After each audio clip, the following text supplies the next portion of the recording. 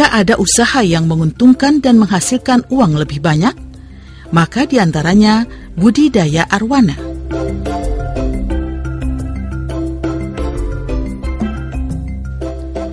Para penangkar ikan yang tergabung dalam koperasi Bakti Hayati Puslit Biologi LIPI di Cibinong, Kabupaten Bogor, Jawa Barat, Indonesia, optimis usaha budidaya arwana meyakinkan mereka karena terbukti produksi yang dihasilkan ikan hias yang dikategorikan mahal itu bisa meraup jumlah rupiah yang cukup besar.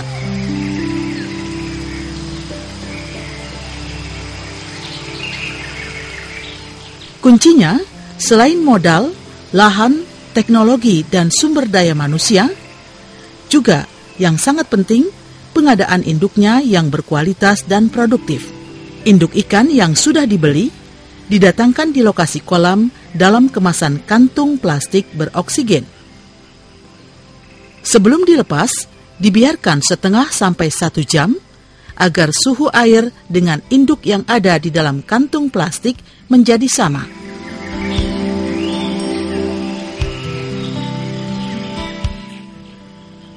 Setelah itu, ikatan kantung plastik dibuka dan tuangkan air kolam ke dalamnya sampai terjadi perubahan kualitas airnya secara perlahan.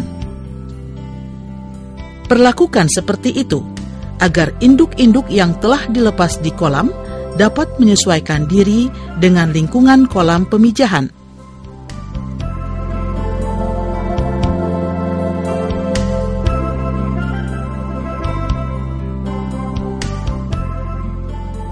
Pemilihan induk ikan berkualitas, baik dan produktif dengan pola tebar di kolam secara monokultur dengan seks rasio antara jantan betina 1:1.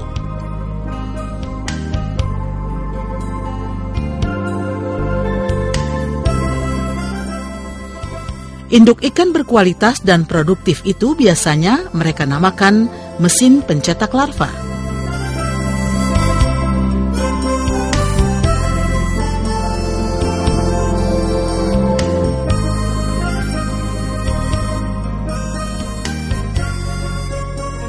Memang letaknya di mesin cetaknya itu di induknya. Sementara fasilitas dan tenaga kerja tidak ada tambahan sedikit pun, sehingga ini dalam rangka optimalisasi dan efisiensi dari fasilitas yang ada. Nah, ini teknik budidaya ini memang sebenarnya sudah ditemukan dan kita pemasaran juga tidak masalah. Nah, kita mulai dari aspek budidaya ini diawali dengan pemilihan induk yang betul-betul sudah produktif gitu. Makanya waktu pengadaan ini kita selektif sekali, induk itu harus memenuhi syarat untuk bisa langsung cepat produktif dengan pendekatan ukuran. Ukuran itu biasanya kita 60 cm ke atas. Nah, itu diperkirakan kalau sudah 60 itu umurnya sudah 3 tahun.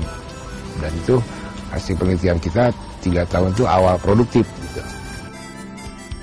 Pengelolaan pemeliharaan ikan di kolam dilakukan secara intensif. Kolam sebaiknya memiliki sirkulasi air yang sempurna, berupa outlet dan inlet, mengalir sepanjang tahun.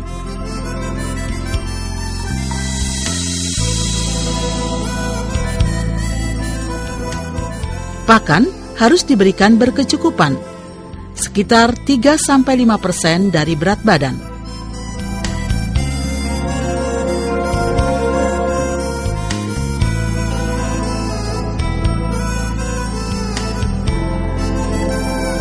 Produksi anakan yang dihasilkan optimal apabila kandungan telur atau fekunditas juga optimal. Maka memerlukan penyuburan kandungan telur dengan pakan yang dilengkapi tambahan gizi berupa vitamin.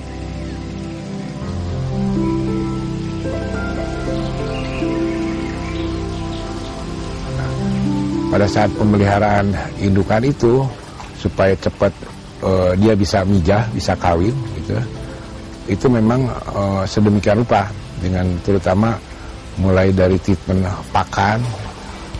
Kita biasa kasih karena ini sifatnya ikan ini karnivor, jadi memberinya pakan ini berupa katak.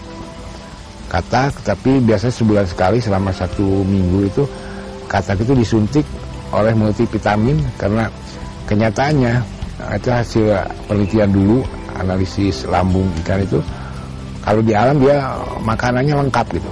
Makanya kita harus tidak hanya katak aja, tapi katak plus gizi yang lain yang dirangkum dalam multivitamin. Jadi caranya itu si multivitamin dimasukkan ke katak, nanti kataknya dimakan ikan, sehingga produktif sekali. Biologi reproduksi budidaya arwana memijah dengan cara berpasangan dan berperilaku teritorial. Proses pengeraman telur dan inkubasi larva dengan cara disimpan di mulut induknya.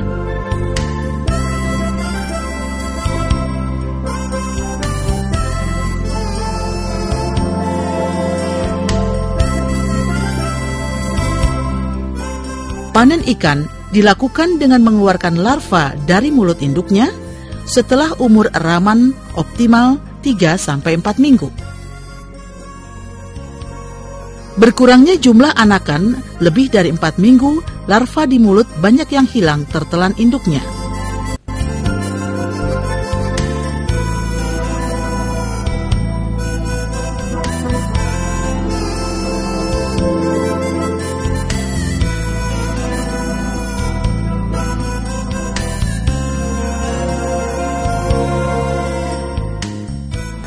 Minggu eraman dikeluarkan larva dari mulut induknya itu sudah pas betul. Dia masih mengandung telur, si anakan itu, si larva itu yoksak tapi sudah mengecil sehingga dia sudah bisa renang. Nah, karena kalau kurang dari 4 minggu ikan itu masih tidur, belum bisa renang dan sulit pemeliharaannya. Sementara kalau lebih dari 4 minggu itu biasanya jumlah anakan yang di mulut, jumlah larva akan berkurang. Hasil anakan ini akan dipelihara secara intensif di akuarium yang berada di ruangan tertutup agar kualitasnya stabil.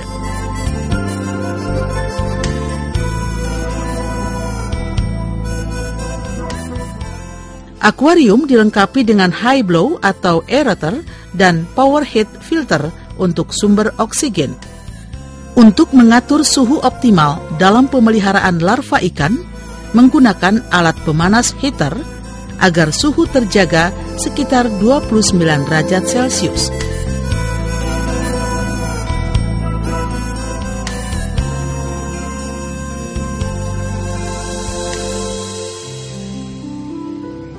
Itu biasanya cukup di ruangan tertutup saja, jadi suhu ruangan itu menjamin untuk kestabilan kualitas air termasuk suhu air.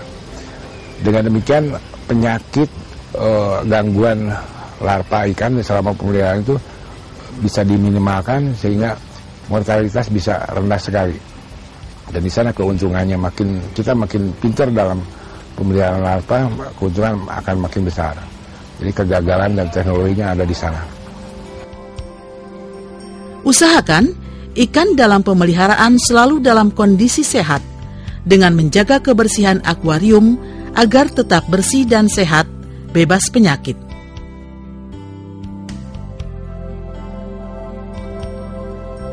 Penggantian air dilakukan setiap hari sekali, sebanyak 1/4 dari volume air yang ada di akuarium. Nah, setelah nanti dikeluarkan, kita dipelihara di akuarium, itu usia 4 minggu peliharaan di akuarium itu, jadi 4 minggu eraman di mulut, terus 4 minggu di akuarium, itu yoksak atau telur yang dibawa larva itu sudah terserap sehingga sudah berbentuk anakan sempurna dan itu yang siap dipasarkan. Nah, kita biasa dengan usia itu lepas telur langsung dipasarkan. Jadi cukup pemeliharaan di akuarium itu 1 minggu. Nah, itu bagus untuk usaha karena percepatan uang bisa cepat begitu. Dan bisa aja nanti dibesarkan, tapi sampai sekarang kita dibatasi dengan breeding. Jadi artinya setelah lepas telur langsung dijual.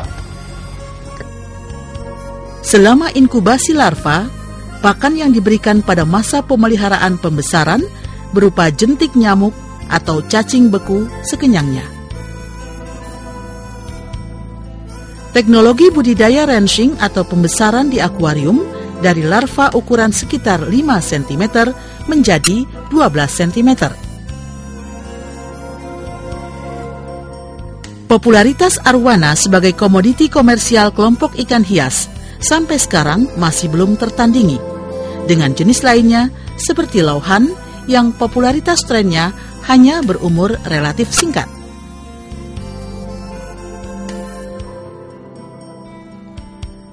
Arwana di Indonesia sudah lama terdomestikasi, produksinya terukur, target produksi bisa direncanakan, berproduksi tidak pernah mengenal musim, sehingga bisa memanen kapan saja. Semakin banyak menebar induk ikan yang produktif, maka panenan akan sering terjadi.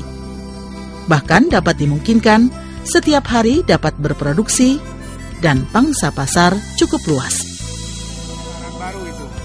Baru 2 bulan yang lalu, makanya anakannya jumlahnya pasti sedikit karena itu masih belajar mengeluarkan anak, belajar bertelur. Kebetulan ukuran induknya juga kecil, jadi saya taksir itu di bawah 100 juga, mungkin sekitar 50 bahkan lebih rendah dari 50 ekor. Dan larvanya itu memang sudah pas karena masa ramannya itu 4 minggu sehingga udah bisa renang tadi. Itu waktu yang paling tepat. Ya, itulah yang menyenangkan kalau pas panenan tuh lihat telur masih menggandul di badannya, kuning warnanya, bagus sekali.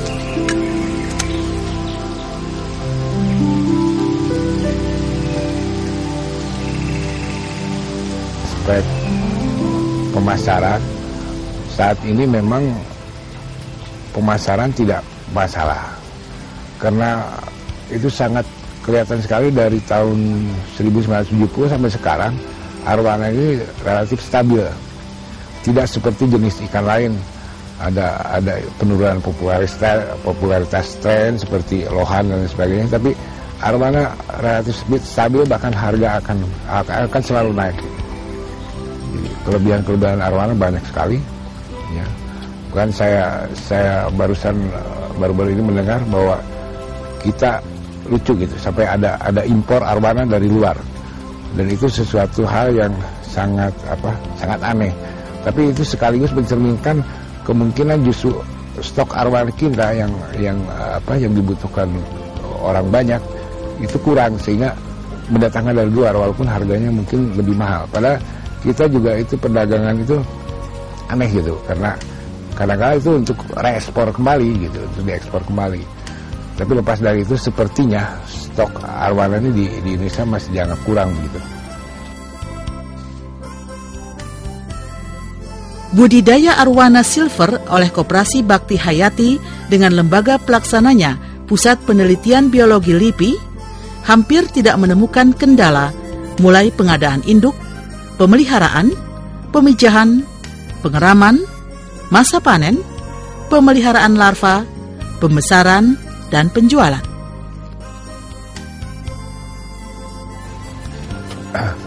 Kita disesuaikan dengan awal usaha ini dari arwana yang paling murah, yaitu arwana silver, karena memang dana terbatas.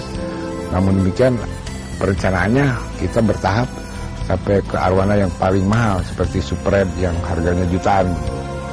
Namun demikian arwana silver punya banyak kelebihan karena walaupun murah tapi karena sudah lama terdomestikasi sehingga teknologinya sudah begitu ketemu dan produktivitasnya cukup tinggi. Bahkan satu induk bisa mengeluarkan untuk panjang 60 sampai 70 cm itu 100 ekor bisa. Kalau di atas 70 bisa 200 ekor, bahkan kalau sudah 70 ke sana bisa sampai 300 ekor. Jadi hitung-hitungannya kalau ikan mahal seperti ikan Kalimantan ya, entah golden red atau super red, itu per induk hanya mengeluarkan anakan di bawah 100, tapi ini bisa lebih dari 100.